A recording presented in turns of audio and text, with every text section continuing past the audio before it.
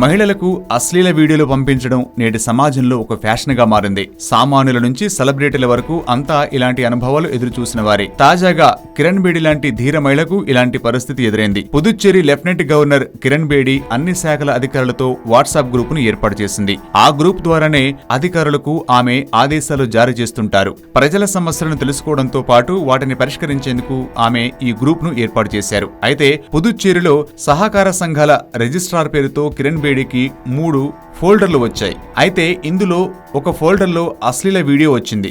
ఆ వీడియోను చూసి ఆమె షాక్ కు గురయ్యారు. ఈ గ్రూపులో ఉన్న అధికారులు కూడా ఈ వీడియోను చూసి కంగుతిన్నారు.